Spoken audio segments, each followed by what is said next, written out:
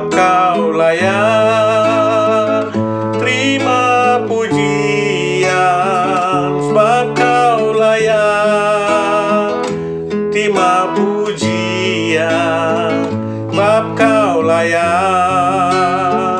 Ku agungkan Yesus, Raja di atas segala raja.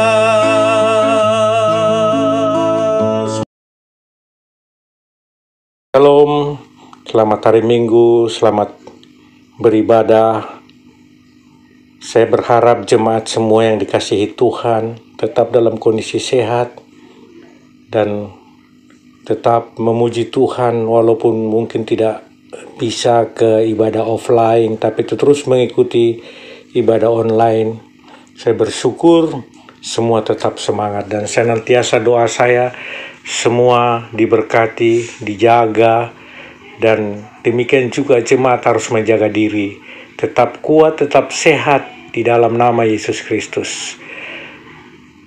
Bulan ini kita banyak belajar tentang masalah Nabi Nuh. Dan minggu lalu kita sudah mendengar dari Kejadian 6 mulai dari ayat 9 tentang Nuh, disuruh Tuhan untuk membuat bahtera. Dan 3 minggu ini berturut-turut kita akan membahas tentang Nuh lagi. Tapi sebelumnya, mari kita mendengar pesan-pesan dari pusat. Haleluya. Selamat hari Minggu. Saya percaya kita masuk dalam level kemuliaan yang lebih besar lagi. Pada edisi Voice of Pentecost kali ini, kita akan membahas faith and risk atau iman dan resiko. Berapa banyak saudara yang mau hidup tanpa resiko? Berbisnis tanpa resiko, menikah tanpa resiko, atau untuk yang anak muda, pacaran tanpa resiko sakit hati. Apa sih resiko itu? Resiko adalah sesuatu yang buruk yang tidak sesuai dengan harapan kita, tetapi rasanya tidak mungkin kita hidup tanpa resiko. Karena dunia yang kita kenal hari ini adalah dunia yang telah dirusakkan oleh dosa. Kejadian 8 ayat 22 mengatakan, selama bumi masih ada, takkan berhenti-henti musim menabur dan menuai, dingin dan panas, kemarau dan hujan, siang dan malam. Oleh sebab itu, selama bumi masih ada, maka yang namanya resiko akan terus ada. Lalu, bagaimana kita mengatasi hal ini? Dengan memiliki iman. Terkadang, hidup ini seperti seorang pengusaha yang sedang berinvestasi. Dan yang namanya investasi tentu ada segudang resiko.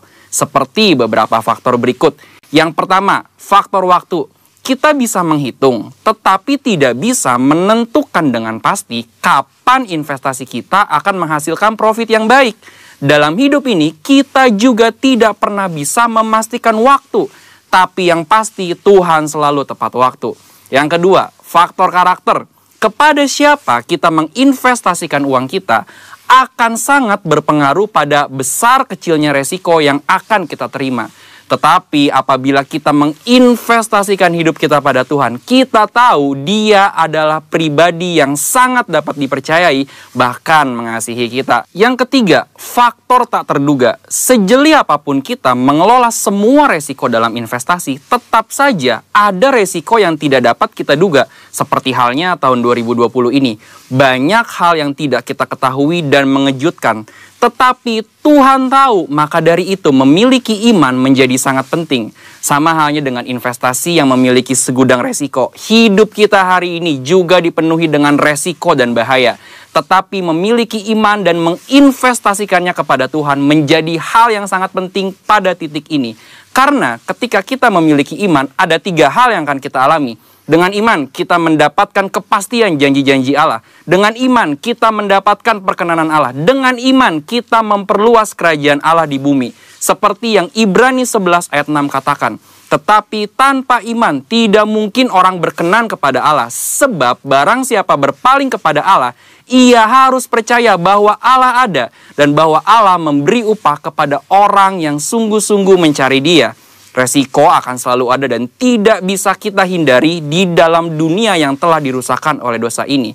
Tetapi kita, orang Pentakosta, tidaklah harus menjadi takut akan hal ini, melainkan mempergunakan iman untuk dapat mengelola setiap resiko yang ada dalam kehidupan.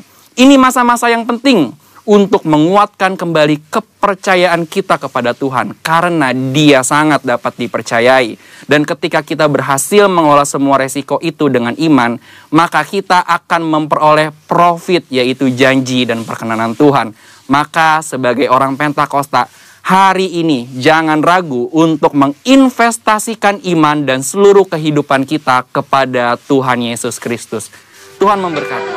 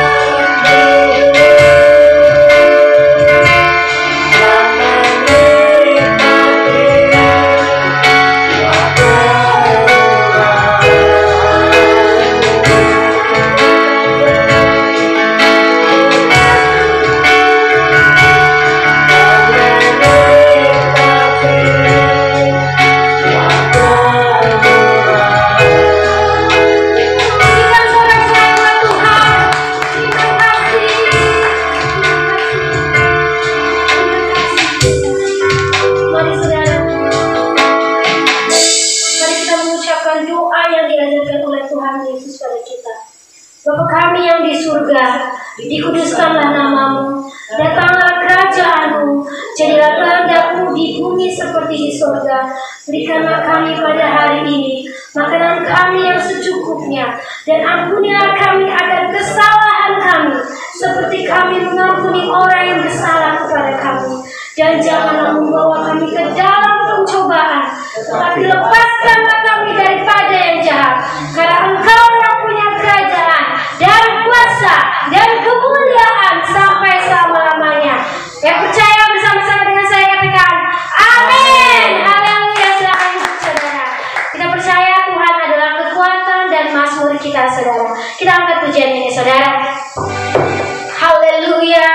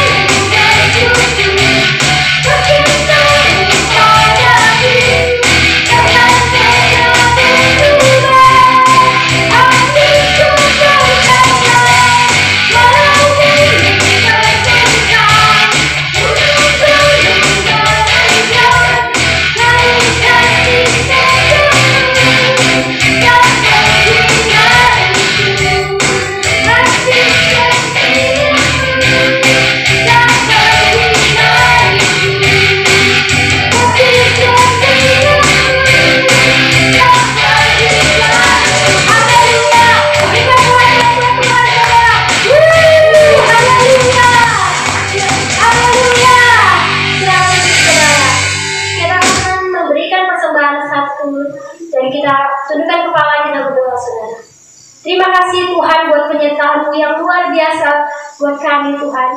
Kami tahu ya Tuhan, dimanapun kami berada, penyertaan-Mu yang luar biasa tidak hilang dari kami Tuhan. Terima kasih Tuhan, kami akan memberikan persembahan kami, biar Tuhan berkati pekerjaan kami ya Bapa. Inilah menjadi doa kami, di dalam nama Tuhan Yesus yang percaya bersama-sama dengan saya katakan, amin. Haleluya. Kita percaya Tuhan itu dahsyat buat hidup kita. Amin saudara. Haleluya. Kita angkat pujian ini. Haleluya. Haleluya. Kau dahsyat Tuhan.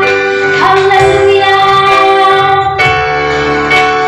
Betapa dahsyat Engkau Tuhan, Pencipta segala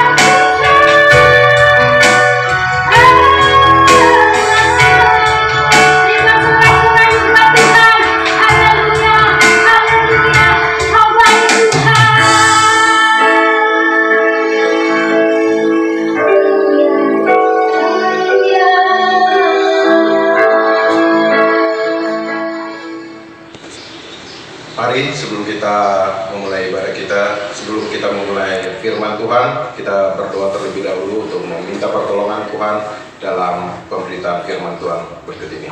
Mari kita berdoa. Bapa, dalam nama Tuhan Yesus Kristus, terima kasih Tuhan kalau kami boleh memuji dan menyembah Engkau Tuhan di dalam puji-pujian dan penyembahan Tuhan. Dan biarlah Tuhan, setiap pujian yang boleh naik dari mulut, hati, dan pikiran kami lewat roh kami Tuhan, itu berkenan di hadapan-Mu dan Kau disenangkan pada siang hari ini Tuhan. Dan pada saat ini juga Tuhan, kami akan mendengarkan kebenaran sabda firman-Mu ya Tuhan. Berkati setiap daripada kami, roh, hati, dan pikiran kami ke dalam tangan-Mu kami serahkan ya Tuhan.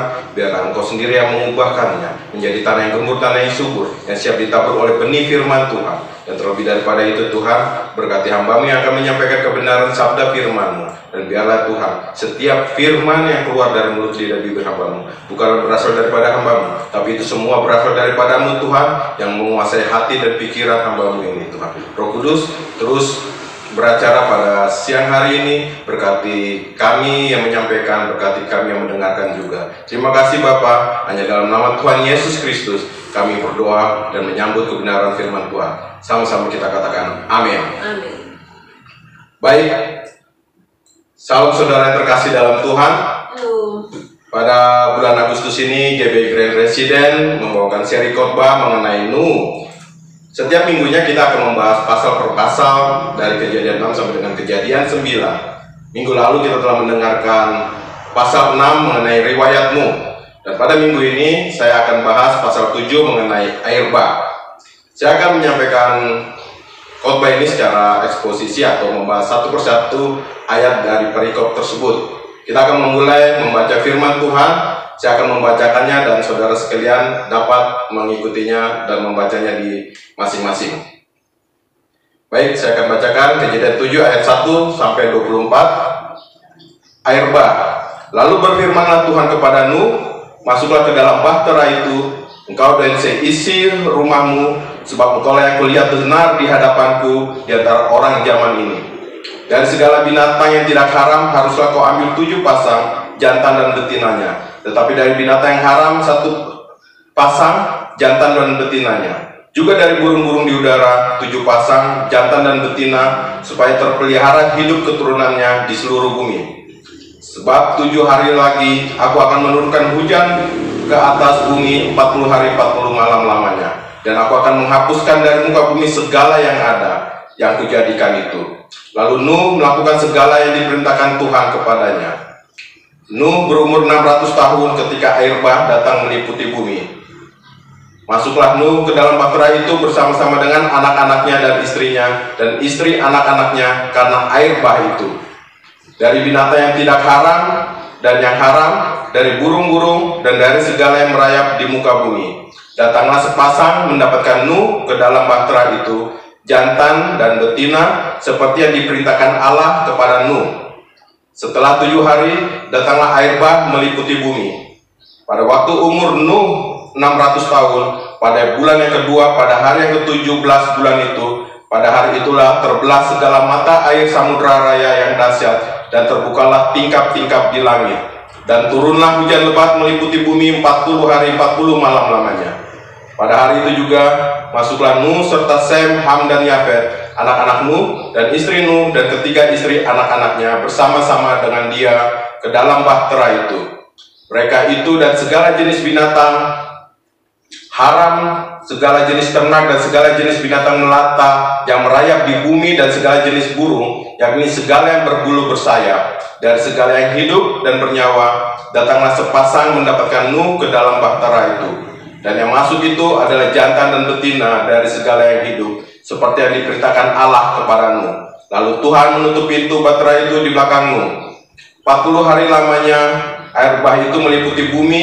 Air itu naik dan mengangkat bahtera itu sehingga melampung tinggi dari bumi.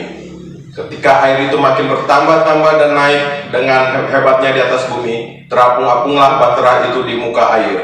Dan air itu sangat hebatnya bertambah-tambah meliputi bumi, dan ditutupinya segala gunung tinggi seluruh kolong langit. Sampai 15 hasta di atasnya bertambah-tambah air itu, sehingga gunung-gunung ditutupinya. Lalu mati binasalah segala yang hidup, yang bergerak di bumi, burung-burung, ternak, dan binatang liar, dan segala binatang yang merayap, yang berkeriapan di bumi, serta semua manusia. Matilah segala yang ada napas hidup dalam hidungnya, segala yang ada di darat.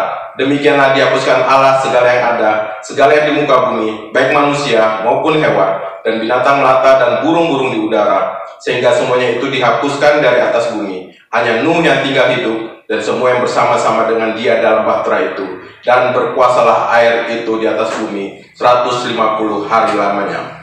Amin. Itulah pembacaan firman Tuhan yang terambil dari Kejadian 7 ayat 1 sampai 24. Saya membuat tema atas firman Tuhan itu, yaitu panggilan keselamatan pada akhir zaman. Dalam eksposisi ini saya membagi ada 4 fase pembacaan firman Tuhan. Saya membaginya dalam Kejadian 7 ayat 1 sampai 4 mengenai Allah memberita atau berfirman kepada Nuh. Yang kedua, dari Kejadian 7 ayat 5 sampai 9, Nuh taat dan melakukan perintah Allah. Dan yang ketiga, Kejadian 7 10 sampai 20 yaitu tindakan Allah, dan Kejadian 7 sampai 21 ke 24 adalah akibat air bah. Baik, saya akan membahasnya dari yang pertama, yaitu Allah memerintah atau berfirman kepada Nuh. Kita mau fokus kepada satu ayat firman Tuhan yang terambil dari Kejadian 7 ayat 1. Di situ dikatakan, lalu berfirmanlah Tuhan kepada Nuh, masuklah ke dalam bahtera itu, engkau dan seisi rumahmu, sebab engkaulah yang kulihat benar di hadapanku di antara orang zaman ini. Baik saudara, kita sudah tahu bahwa Kejadian 6 kemarin telah menceritakan bahwa Nuh adalah seorang yang benar di mata Tuhan. Kalau menilik ayat tersebut di atas, atau Kejadian 7 ayat 1 tersebut, itu dikatakan bahwa Nuh adalah orang benar. Tetapi Nuh bisa menjadi orang benar karena apa saudara? Karena orang benar itu adalah orang yang beriman dan hidup benar. Tapi Nuh menjadi adalah orang benar karena Nuh memperoleh kasih karunia Allah. Kita tahu itu dari Kejadian 6 ayat 8. Yaitu tertulis, tetapi Nuh mendapat kasih karunia di mata Tuhan. Jadi Nuh itu menjadi orang benar adalah karena kasih karunia daripada Tuhan. Apa yang refleksi dari yang kita dapat dari firman Tuhan di atas? Yaitu apa itu kasih karunia yang didapatkan oleh Nuh sehingga dia dibenarkan untuk menerima keselamatan yang daripada Tuhan. Yaitu kasih karunia adalah sesuatu yang kita tidak layak menerima, tetapi kita mendapatkannya secara cuma-cuma. Kita tahu kita dapat mengacu hal tersebut kepada Efesus 2 ayat 4 sampai 9. Firman Tuhan katakan bahwa, saya akan bacakan Efesus 2 ayat 9. Saudara bisa melihat di Alkitab masing-masing. Saya akan bacakan. Itu bukan hasil pekerjaanmu, dari ayat 8. Sebab karena kasih karunia kamu diselamatkan oleh iman, itu bukan hasil usahamu, tetapi pemberian Allah. Itu bukan hasil pekerjaanmu, jangan ada orang yang memegahkan diri. Baik, dari Efesus 2 ayat 8 dan 9 ini dikatakan bahwa kasih karunia adalah pemberian daripada Allah. Itu bukan hasil pekerjaan kita. Jadi Nuh memperoleh kebenaran daripada Tuhan, memperoleh kasih karunia daripada Tuhan untuk mendapatkan kelayakan di hadapan Tuhan untuk memperoleh keselamatan dan membuat bahteranya.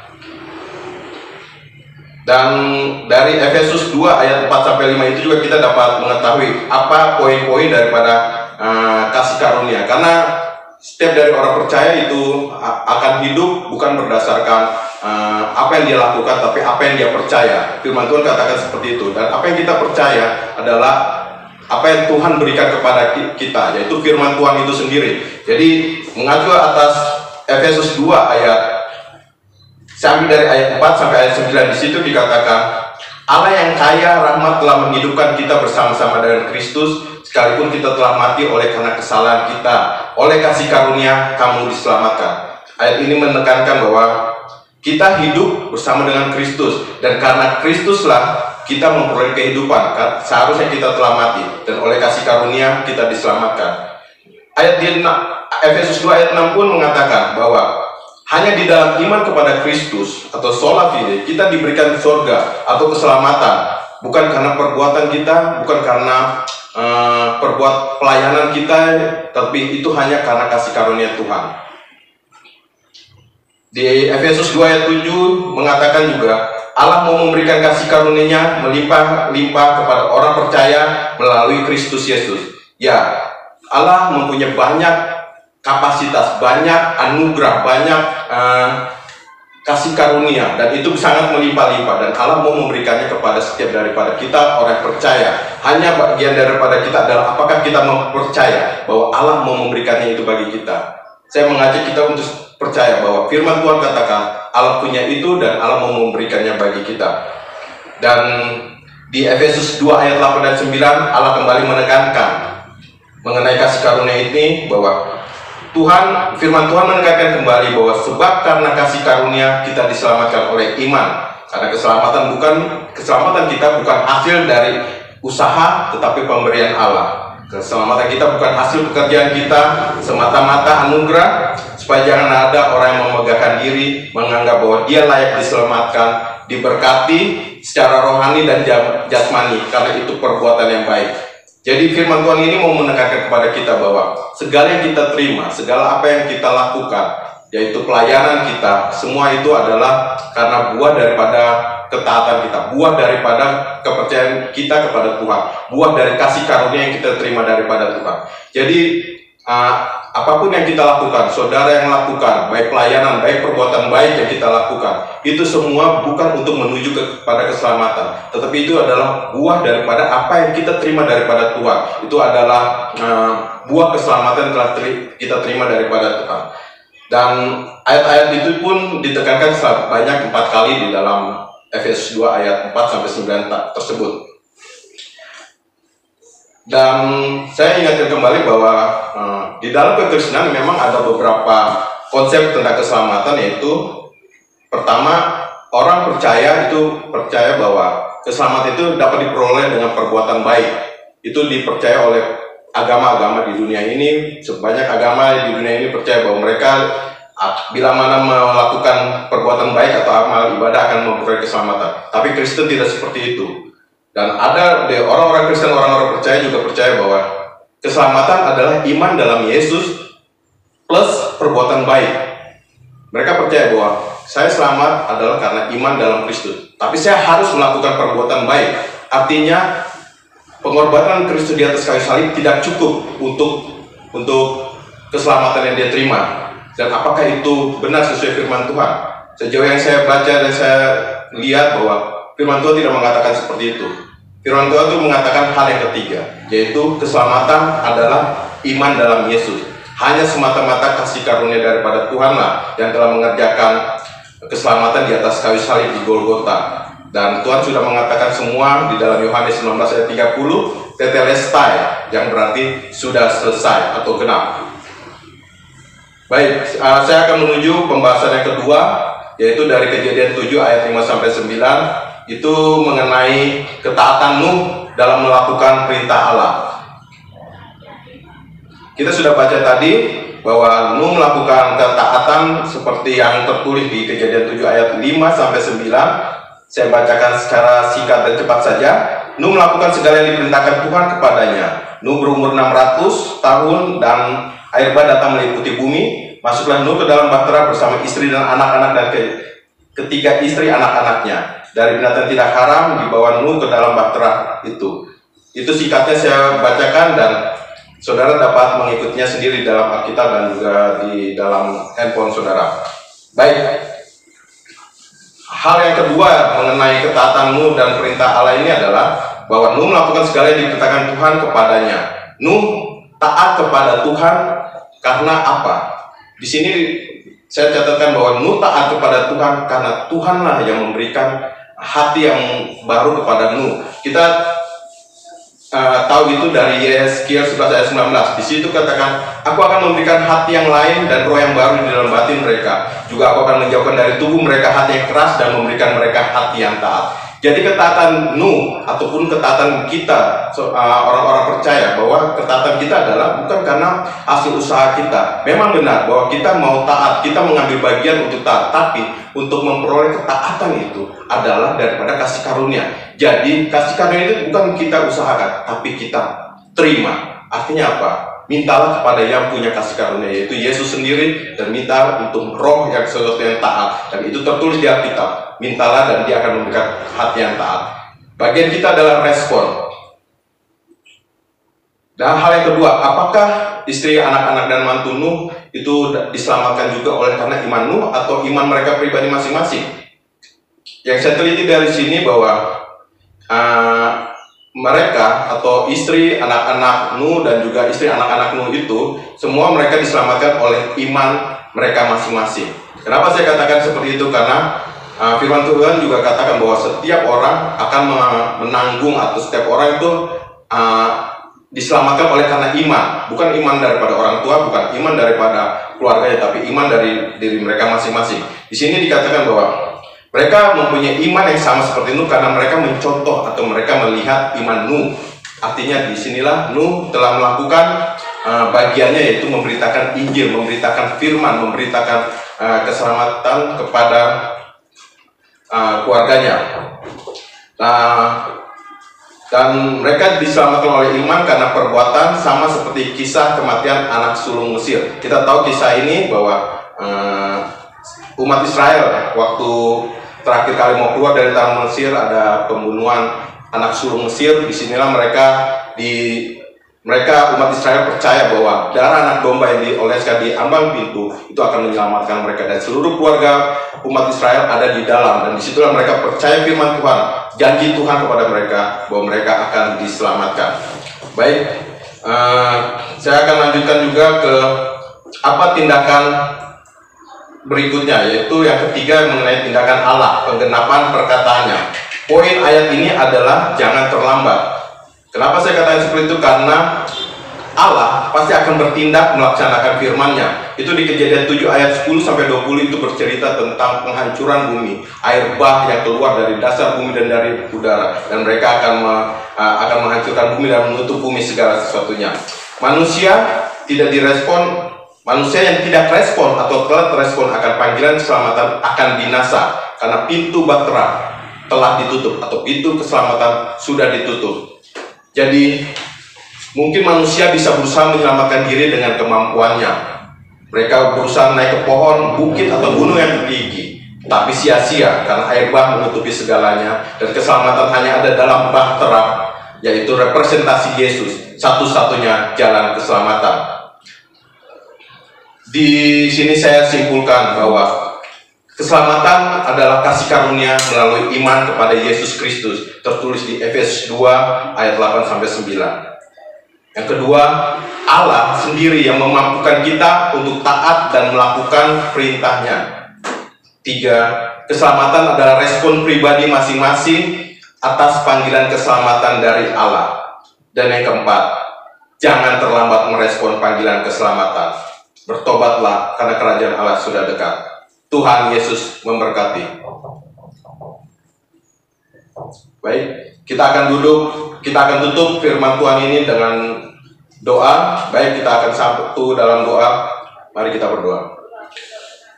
Bapa, dalam nama Tuhan Yesus kami ucap syukur ya Tuhan, bahwa firman yang telah Kau berikan kepada kami Tuhan pada siang hari ini Tuhan, kami percaya itu akan memberkati setiap daripada kami, mengubahkan akhlak kami Tuhan, lewat pikiran, lewat roh kami Tuhan, sehingga kami dapat merepresentasikan Yesus di tengah-tengah kehidupan ini, dan kami boleh hidup di dalam kepercayaan, iman percaya kami ke dalam Engkau, bahwa keselamatan kami adalah kasih karunia, bukan karena perbuatan kami, bukan karena kebenaran yang kami lakukan ya Tuhan, tapi semata-mata karena Engkau ya Tuhan. Dan biarlah Tuhan kami boleh hidup di dalam kasih karunia Tuhan, dan kami akan berbuah lebat ya Tuhan, menghasilkan buah roh dalam kehidupan kami, sehingga seluruh buah roh itu akan menjadi manifestasi dari keselamatan yang kami terima daripada Engkau ya Tuhan Yesus. Terima kasih Bapa, dan kami mengakhiri firman Tuhan pada siang hari ini hanya dalam nama Tuhan Yesus Kristus.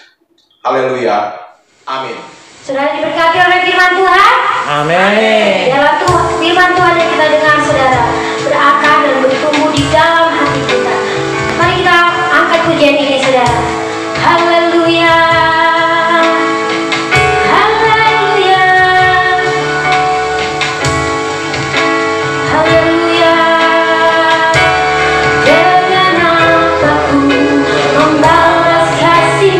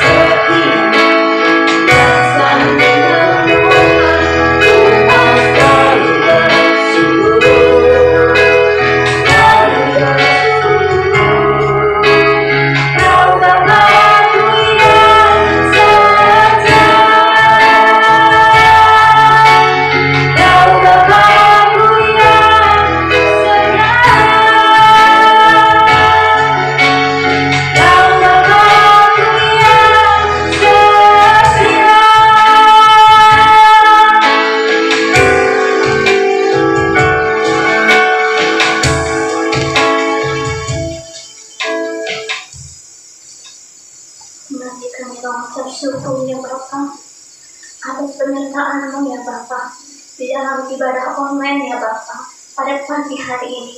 Sungguh kami merasakan penyertaan yang luar biasa. Meskipun kami ibadah di rumah ya Bapa, Engkau tetap melawat kami. Kami merasakan hadirat-Mu yang begitu kuat turun atas kami ya Bapa. Di rumah-rumah Tuhan memberkati. Berkat-Mu Bapa dan lawatan-Mu ya Bapa tak terbatasi ruang dan waktu.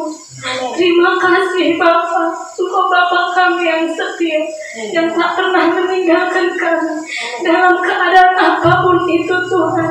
Kami merasakan kehadiran-Mu, kami merasakan tangan Tuhan menopang seluruh hidup kami. Terima kasih Tuhan Yesus, terima kasih. Kau Bapa kami yang setia, Tuhan Yesus yang baik. Terima kasih untuk kebenaran firman Tuhan yang sudah disampaikan pada pagi hari ini ya Tuhan. Biar itu menjadi rema Tuhan di dalam kami menjalani kehidupan ini ya Bapa. Tangan-Mu Tuhan yang selalu kami nantikan. Penyertaan-Mu Tuhan terus nyata dalam kehidupan kami. Kau memberkati hamba-Mu ya Tuhan. Terus pakai Tuhan Yesus dengan dahsyatnya Bapa. Tuhan Yesus, berhikmat marifat-Mu ya Roh Kudus turun atas hamba-Mu Tuhan. Tuhan Yesus yang baik, kami juga bawa dalam doa Tuhan untuk bangsa dan negara kami Indonesia ya Bapa. Engkau melihat bangsa kami Indonesia. Tuhan, Kau tidak pernah tinggal diam. Engkau Tuhan Yesus, hati-Mu ada atas bangsa kami Indonesia. Engkau melawat dari Sabang hingga sampai ujung Papua Tuhan. Lawatan-Mu terjadi atas bangsa kami Indonesia. Tuhan Yesus yang baik, kami mengangkat tangan kami Tuhan. Damailah bangsa kami Indonesia. Diberkati bangsa Indonesia. Pemimpinnya Bapak Presiden Jokowi dan juga wakilnya Tuhan memberkati. MPR, DPR, Kabinet Kerja Tuhan Yesus memberkati. Hingga sampai tingkat RT dan RW Tuhan Yesus memberkati. Apapun keputusan yang diambil Tuhan, itu datangnya dari-Mu ya Bapa. Karena Engkau sumber hikmat itu ya Roh Kudus. Tuhan Yesus yang baik, kami juga berkatakan di dalam iman kami percaya kepada-Mu Tuhan Yesus. Tuhan, diam dan tenanglah COVID-19. Diam dan tenanglah resesi ekonomi global di dunia ini Bapa. Tuhan Yesus, kami percaya Bapa, Engkau sanggup melawan. Karena Tuhan Yesus yang kami sembah tidak pernah tinggal diam. Allah yang berkuasa dan Allah yang berdaulat penuh atas seluruh kehidupan umat manusia. Terima kasih Tuhan, Engkau memiliki rencana yang indah di dalam setiap apapun kehidupan kami. Dan kami percaya Bapa, tak ada yang mustahil bagi-Mu. Engkau Tuhan Yesus sanggup ya Bapa meredakan badai Tuhan Yesus. Badai ini ya Bapa, Tuhan kami percaya di dalam nama Tuhan Yesus semuanya Tuhan aman, semuanya yang baik, semuanya indah pada waktunya Bapa. Terima kasih Tuhan Yesus yang baik. Terima kasih Bapa, kami juga bawa dalam doa Tuhan Yesus untuk keberadaan gereja-Mu di tempat ini ya Bapa. Kami bawa dalam doa untuk KPI Presiden ya Bapa. Tuhan, Kau memberkati Tuhan akan Bapak Kepala kami, Bapak PDM Nathan Karangan, beserta dengan Ibu Agnes Gala ya Bapa. Tuhan yang sudah Tuhan pilih, yang sudah Tuhan pilih Tuhan untuk mengembalakan jemaat di KPI Presiden Tuhan. Kau memberkati Tuhan, bila hikmat marifat yang dari Roh Kudus turun di dalam pelayanan Bapa, sehingga pelayanan Bapa menyukakan hati-Mu. Kau memberkati kesehatan pendidikan yang memberkati Tuhan ketiga anak, menantu dan keempat cucunya Bapak. Diberkati Bapak dalam nama Tuhan Yesus. Kau juga memberkati akan Bapak Kepala Rakyat kami Tuhan, Bapak Andi Markus Tuhan di Raya 18 yang sudah Tuhan pilih Tuhan Yesus untuk mengembalakan banyak gereja Bapak. Dan memberkati keempat wakilnya, Tuhan memberkati pelayanannya Bapak, sehingga Bekasi dimenangkan hormat kemuliaan nama Tuhan. Dan juga kami bawa dalam doa Tuhan untuk gembala pembina kami Bapak. Sampai dari Insinyur Niko Noto Raharjo beserta dengan keempat wakilnya, Tuhan pakai dengan dahsyat lagi Bapak. Dan kami percaya Bapak, Tuhan Yesus, Engkau menyatakan kuasa-Mu kepada-Mu terjadi Tuhan dalam pelayanannya Bapak, sehingga menuntaskan akan amat agung-Mu Tuhan Yesus. Diberkati Tuhan pelayanan di Indonesia, diberkati pelayanan di bangsa-bangsa di dalam nama Tuhan Yesus. Tuhan Tuhan Yesus yang baik, kami juga bawa dalam doa Tuhan untuk persembahan yang sudah dikumpulkan oleh setiap umat-Mu. Kami percaya ya Bapa, Engkau menggantikannya berlipat-lipat kali ganda. Memberkati pekerjaan usaha keluarga apapun dikerjakan oleh setiap umat-Mu. Tuhan membuatnya berhasil di dalam nama Tuhan Yesus. Terima kasih Tuhan Yesus yang baik, Kau sungguh baik dan sangat baik. Terima kasih Tuhan. Ya, di dalam nama Tuhan Yesus Kristus kami sudah berdoa dan mengucap syukur. Haleluya. Amin. Kiranya Engkau memberkati aku berlimpah-limpah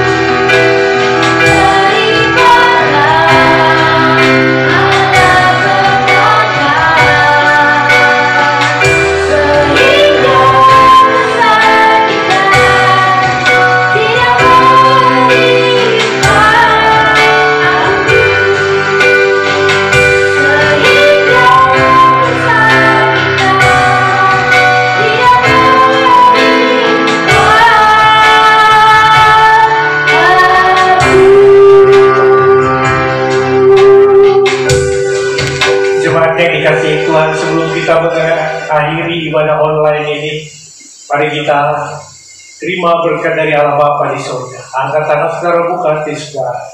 Berkat kasih karunia, damai sejahtera, sukacita yang berlimpah-limpah dari Bapa kita di surga turun atasmu melalui putranya Yesus Kristus Tuhan kita, dan persekutuan yang manis dengan Roh Kudus mulai hari ini sampai selama-lamanya menyertai memberkati engkau dalam pekerjaanmu, dalam rumah tangga, dalam anak-anak kita yang sekolah, dalam bisnis saudara, mulai hari ini sampai selama-lamanya. Di dalam nama Yesus Kristus Tuhan yang hidup, kita yang percaya dan sudah terima berkat Tuhan sama-sama katakan amin. Kasih